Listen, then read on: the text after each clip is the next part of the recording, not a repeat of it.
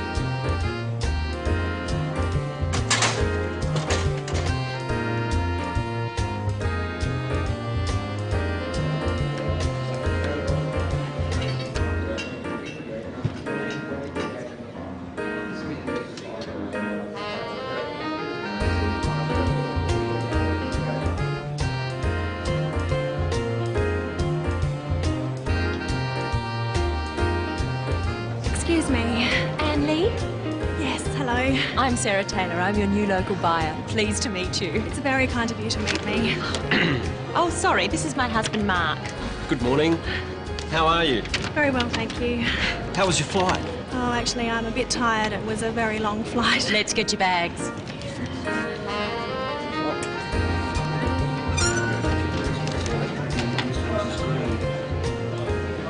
Oh, that's mine there, the red one.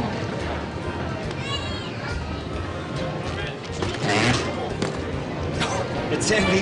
Sorry. Don't worry, Mark's strong, aren't you, dear? No worries. Come on, let's go to the hotel.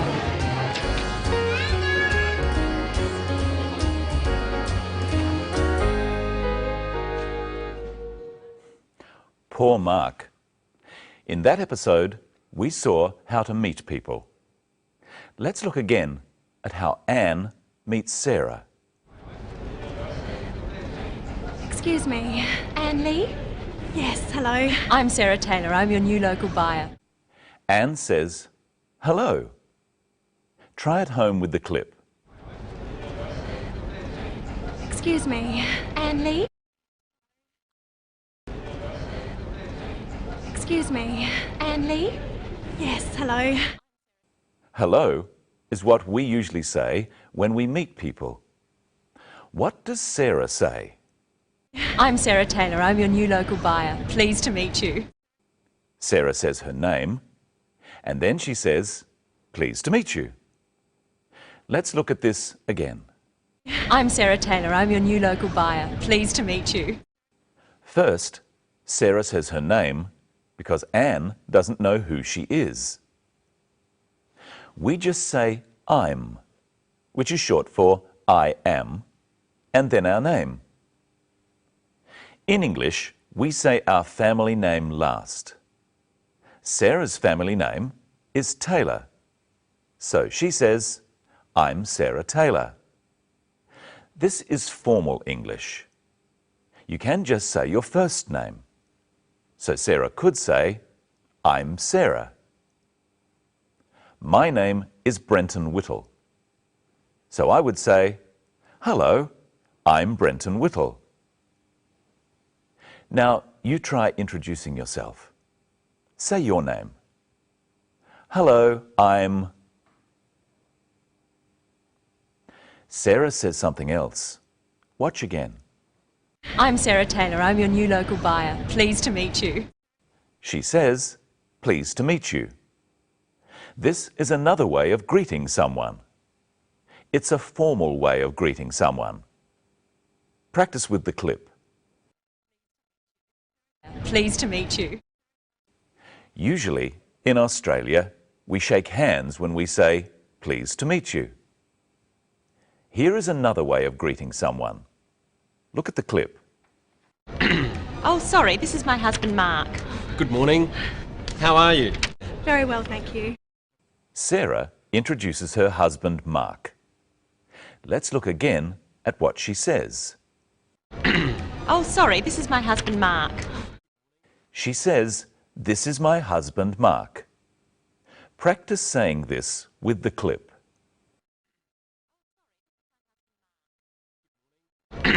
Oh, sorry, this is my husband, Mark. Now look at how Mark greets Anne. Good morning. How are you? Very well, thank you. How are you is a very common way of greeting someone. Sometimes we say, "How are you going?" Anne says, "Very well, thank you." Practice saying both of these phrases with the clip. How are you? Very well, thank you. There's one more way of saying hello. Let's look. Good morning. How are you? Very well, thank you. Mark says, "Good morning." Of course, you can only say good morning in the morning. Try with the clip. Good morning. Let's look at how English works. English is made up of sentences. Let's look at sentences. Firstly, let's listen to Sarah. I'm Sarah Taylor. I'm your new local buyer. Pleased to meet you. I'm is a way of saying I am. The word I is called the subject of the sentence. It comes first. Am is called a verb. It comes next. And her name, Sarah Taylor, is called the object. It comes after the verb. Many sentences have this pattern.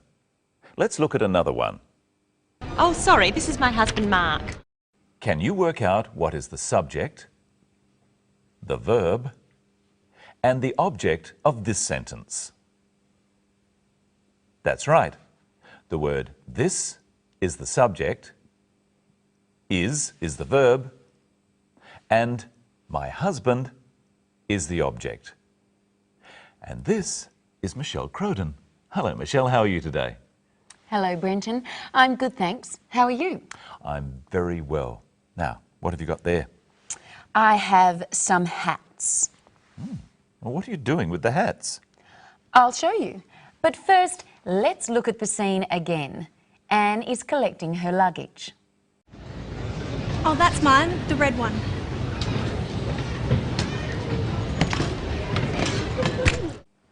Anne said that her bag was the red one. Red is a colour. I have 4 hats here. Now, which is the red one? This is the red one. Do you know the colours? Which hat is yellow? This is the yellow one. Which hat is blue? This is the blue one. So, which hat is green? This is the green one. Brenton, which hat do you like? This one. Brenton likes the blue hat. What about you, Michelle? I think I see you in red. Haha, yep.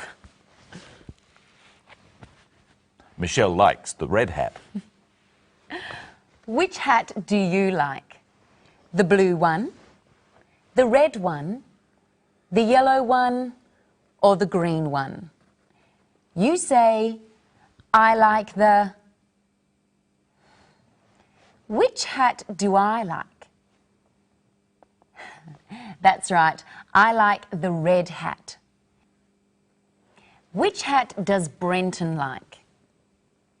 He likes the blue hat. So, Brenton, which hat is yours? The blue one. The blue hat is mine. It's my hat. The blue hat is yours. It's your hat. And which hat is mine?